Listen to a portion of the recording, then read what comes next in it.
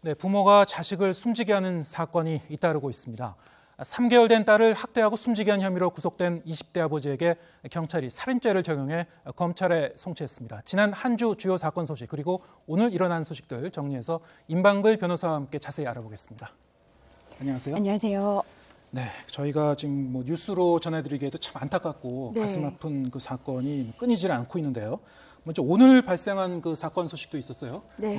앞서 뉴스에서도 전해드렸었는데 어린 자식을 살해한 사건들이 오늘도 잇따라 전해졌죠. 네, 좀 안타까운 사건이 계속 있어서 이제는 아마 어떤 시청자분들께서는 도대체 어떤 아동학대 사건이 이건지 저건지 헷갈리시는 분들도 있을 것 같아요. 오늘 전해진 그 아동학대 사건을 먼저 말씀드리면요. 부산에서 30대 의사입니다. 이번에는 아버지인데요.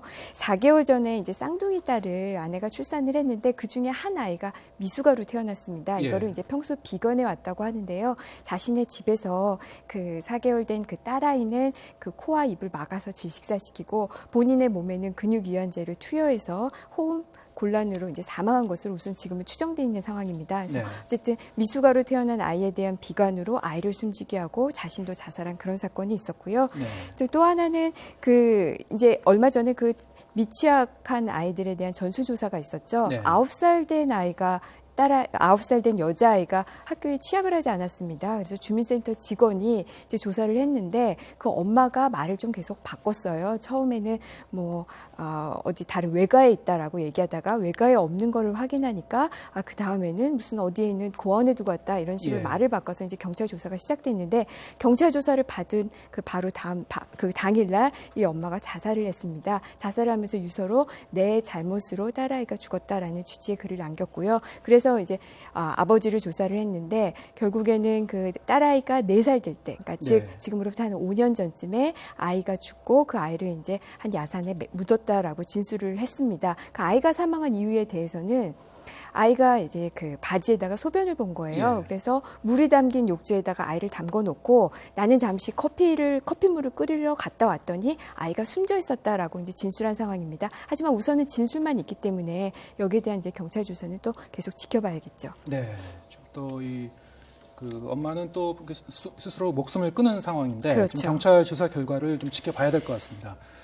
자, 그런가 하면은 또 이 3개월도 안 된 그 젖먹이 아기였는데요. 딸을 숨지게 한 부모에게 경찰이 이제 각각 살인죄 그리고 상습 아동 방임 혐의를 적용했습니다.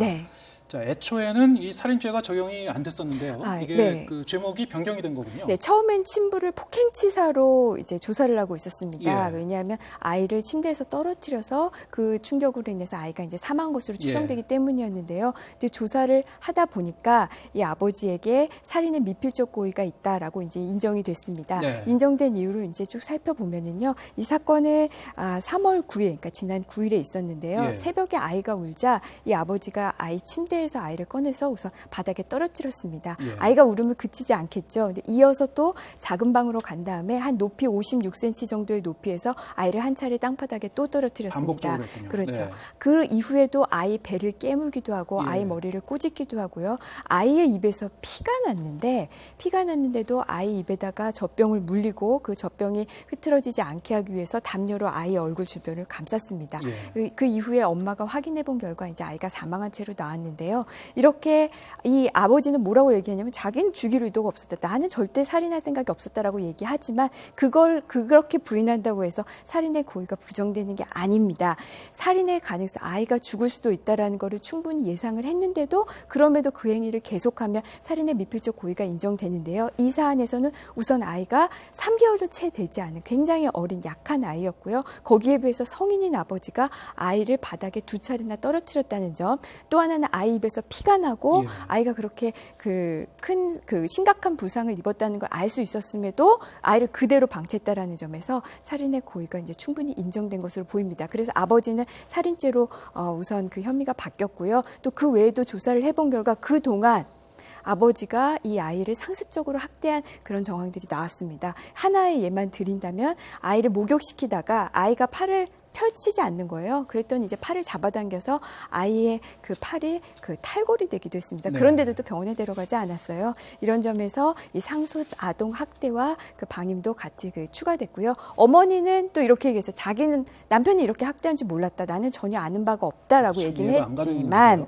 네, 근데 주변인들의 진술에 의하면 이 아내가 주변 사람들한테 남편이 자꾸 딸을 떼들어서 내가 스트레스를 받는다라고 진술을 했다고 해요. 이런 점으로 봐서 충분히 알 수 있다라고 해서 이 아내 역시 상습 아동 그 학대나 내지 방임으로 지금 그 혐의를 받고 있습니다. 네, 지금 말씀하신 대로 이제 그 살인죄를 적용한 이유가 이제 미필적 고의가 그렇죠. 있을 것이다. 저 정도로 이제 상습적으로 이 젖먹이 딸을 학대를 하고 네. 그리고 저 정도로 뭐 반복적으로 던지고 이러면은 뭐 죽어도 상관없다 이런 그 태도가 거기 이제 반영돼 있는 거다 이렇게 보는 그렇죠. 거죠. 만약에 네. 아이를 돌보다가 한 차례 잘 돌봤는데 그동안 어떻게 잘못 실수로 아이를 뭐 떨어뜨려서 아이가 사망했다든지 아니면 그때만 일순간으로 한 번에 아이를 떨어뜨렸다라면은 뭐 과실치사나 폭행치사가 됐겠죠. 하지만 그동안 쭉 아이를 학대하고 아이를 병원에도 데려가지 않고 또 아이가 입에서 피를 물고 있는데도 그냥 두고 있었다는 점에서는 살인의 고의가 충분히 의심되는 상황입니다. 네. 자, 이 뭐 앞서 말씀하셨습니다만 이 악의 어머니는 딸이 맞는 것을 갖다가 이제 보고만 있었어요. 네. 이것도 참 이해가 안 가는 그런 상황이었는데요. 그 부분은 이제 많은 분들이 이해를 안 네. 하실 거예요. 우선 남편에게 이제 아버지에게 왜 이렇게 아이를 학대했냐라고 했더니 아이를 낳은 다음에 곧바로 자기가 실직을 해서 경제적인 어려움이 있었고 육아에 어려움이 있었다. 그 중에 하나가 아내가 육아에 별로 관심이 없었다는 거예요. 아내는 왜 지켜봤냐? 자신이 원하는 아이가 아니었다고 합니다. 원치 않는 임신으로 해서 낳은 아이였고 그리고 그렇기 때문에 아이에게 정이 없어서 육아에 별로 관심이 없었다고 얘기를 해요. 그러니까 둘 사이의 얘기를 들어보면 그렇죠. 무책임하고 아이에 대한 애정이 이 부부에게는 없었던 것으로 보입니다. 신원영 군 그 사망 사건 때도 보면은 이 두 부부가 서로 이제 거짓 문자를 주고받으면서 이 조작하는 그런 그 사실이 이제 밝혀졌었는데 이번에도 뭐 비슷한 그 정황이 있었죠. 네, 이들은 이제 아이가 딱 사망을 하니까 아이의 사체를 유기하고 해외에 도피할 계획을 우선 세웠습니다. 그런데 그게 이제 여의치 않으니까 아이가 그냥 어쩌다가 혼자서 스스로 침대에서 떨어져 사망한 것으로 하자라고 입을 맞췄고요. 그 사망한 당일에 이 엄마는 사실 자고 있었는데 이 집에 없었던 것으로 하자 이렇게 또 입을 맞추고 친구에게 문자 메시지를 보내서 내가 그날 너희 집에 다고 만약에 경찰에서 물어보면 대답해달라고 부탁하는 그런 문자 메시지도 보냈다고 합니다. 네, 참 이 비정의 부모라는 그 표현만으로는 어떻게 좀 저희가 그 표현이 안 되는 그렇죠. 그런 좀 안타까운 상황인데. 자, 이런 경우에는 뭐 응분에 이제 벌을 받는다 이런 걸 좀 명확하게 해야지 앞으로도 좀 이렇게 그 예방 효과가 있을 것 같지 않습니까? 근데 이 순진하게 부모 앞으로 어떤 처벌을 받을까요? 뭐 지금 받고 있는 혐의가 살인죄, 이 친부는 살인죄와 그다음에 아동학대 특례법에 의한 아동 뭐 상습 아동학대 방임이고요. 이 엄마도 아동학대 처벌 특례법에 의해서 이 아동 상습 아동 뭐 방임 뭐 이런 죄로 지금 처벌을 받게 될 텐데 이 형은 뭐 그 재판을 직접 받아봐야 되겠지만 지금 이 형량의 이 아동학대로 인해서 사망한 경우 여기에 대한 그 양형 기준을 높여야 된다라는 그런 그 국민의 목소리가 큽니다. 물론 여론만으로 이제 재판이 이루어지는 것은 아니지만 이 상당히 죄질도 굉장히 안 좋고 하기 때문에 저는 굉장히 중형은 예상이 됩니다. 이런 경우에 이제 판례도 나와 있죠. 그렇죠. 그리고 근데 이거는 너무 명확하게 살인죄로 이미 기소가 될 것이라서요. 자, 그런가 하면은 또 이모가 3살 배기 조카를 발로 차 숨지게 하는 일도 발생했군요. 네, 이건 이제 김포에서 일어난 사건인데요. 지난 15일 날 있었습니다. 20대 이모가 이 3살 배기 조카가 이제 어린이집을 갔다 왔는데 이제 도시락을 달라라고 했는데 아이가 말을 듣지 않았나 봅니다. 아이의 배와 가슴을 5차례나 발로 찼습니다. 그래도 좀 끔찍한 거는 2차례 정도 차니까 아이가 구토를 했어요. 이거 자체로 이미 굉장히 심각한 그 부상을 입었다는 건데 그 아이가 구토한 이후에도 3차례나 더 발로 찼습니다. 그래서 결국 응급실로 이제 실려갔는데 아이가 끝내 사망하고 말았죠. 이런 일을 저지른 사람들 이렇게 보면은 또 이게 공통점이 있어요. 이번에도 보면 조카의 그 이모가 자신의 잘못을 감추기 위해서 거짓말을 했었다고요, 처음에는? 네, 처음에는 이제 응급실에 데려올 때 아이가 구토를 해서 응급실에 데려왔다라고만 얘기했습니다. 자신이 때렸다는 점은 밝히지 않았는데요. 다행히 의료기관에서 본 건가 아이 몸에서 여러 가지 멍을 발견을 했어요. 그래서 이제 이 이모의 그 학대 사실이 드러나게 됐죠. 자, 이 같은 그 사건이 참 끊이질 않고 있는데 오늘 보도됐었던 그 부모가 4살 난 딸아이 시신을 야산에 안매장한 사건, 이것도 이 경찰의 미취학 아동 실태 조사 네. 결과에서 이제 알려진 건데요. 네. 자, 이 교육부가 미취학 아동을 이제 전수 조사했는데 지금 19명의 소재가 불분명했습니다. 그래서 지금 조사를 벌이고 있죠. 네, 아직까지 19명의 소재는 밝혀지지 않고 있습니다. 네. 미취학 아동들이 상당히 많았어요. 그런데 이제 하나하나 다 찾아냈고요. 뭐 대부분은 해외로 간 사람도 많았고 예. 미인가 대안학교에 다니고 있는 사람도 많았고요. 적응을 못해서 그냥 집에서 교육받고 있는 사람도 많았는데 결국에는 19명으로 이제 추려졌습니다. 근데 아직까지 소재가 파악되지 않아서 좀 아직도 이제 많은 분들이 걱정하고 계신데요. 사실 지금 이번에 그 9살, 예. 그러니까 5년 전에 그 사망을 해서 아버지가 묻은 사건도 결국 이 전수조사 과정에서 나왔거든요. 이 19명 중에서는 더 이상의 피해자가 없었으면 하는데요. 또 좀 지켜봐야 될 것 같습니다. 네. 자, 이 뭐 아까도 말씀하셨습니다만은 아동 학대를 막으려면 형량을 더 높여야 된다 이런 주장이 계속 나오고 있고요. 네. 예, 지금 현재 아동 학대 형량은 좀 어떻게 돼 있는 겁니까?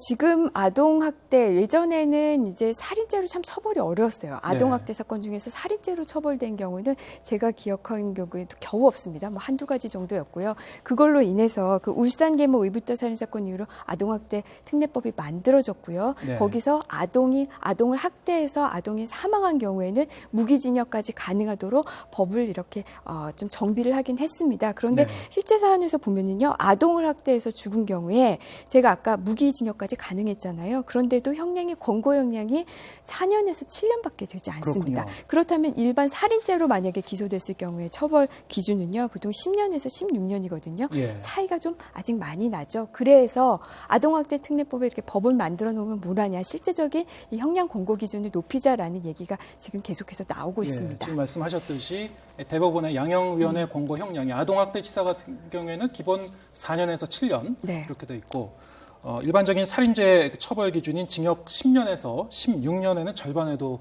그렇죠. 미치는 그런 상황입니다. 자, 이게 좀 다시 좀 검토가 돼야 될 것 같고요. 그렇죠. 국민 감정하고도 괴리가 좀 크죠. 네, 그리고 지금 뭐 교육부가 그 미취학 아동을 이제 전수조사해서 이제 경찰이 일부 케이스를 이제 조사를 벌이고 있는데, 네. 자, 이런 일이 또 이제 일회성으로만 벌어지면 안 될 것 같고요. 앞으로 네. 정기적으로 지속적으로 해야 될 것 같죠.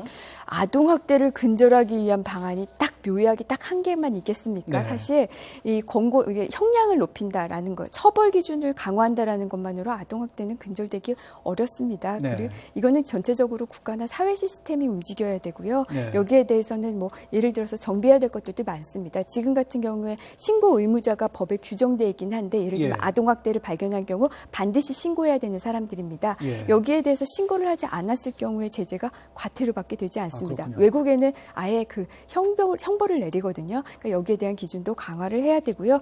또 가장 중요한 건 아동학대는 가정 내에서 보통 많이 발생하기 때문에 발견이 어렵습니다. 그렇죠. 따라서 네. 그러니까 주변 사람들, 그 신고 의무자 외의 사람들도 법에 의하면 신고할 수 있다거든요. 모든 사람은 신고할 수 있다예요. 그러니까 이웃, 그리고 뭐 가까이 있는 지인들도 만약에 아동학대가 의심이 된다면 남의 일이라고 치부하지 말고 좀 적극적으로 신고해서 더 이상의 그 아동학대가 발생하지 않도록 좀 주변에서 관심을 기울이는 게 필요할 것 같습니다. 네, 당국과 학교뿐만이 아니고 전 사회가 관심을 집중할 수 있도록. 제가 지금 네. 시간이 짧기 때문에 이것만 말씀드렸는데요. 사실 네. 보완해야 될 부분이 굉장히 많아요. 쉼터도 많이 만들어야 되는데 예산이 부족해서 쉼터도 많이 없고요. 예. 그 외에 뭐 부모들을 향한 어떤 그런 교육이라든지 아동학대가 발생했을 때 이 가정을 보호하기 위한 어떤 그런 뭐 심리 서비스라든지 치료 서비스 이런 것들의 보완들이 사실 아주 굉장히 많이 필요합니다. 네. 예, 사회의 관심이 참 필요하군요.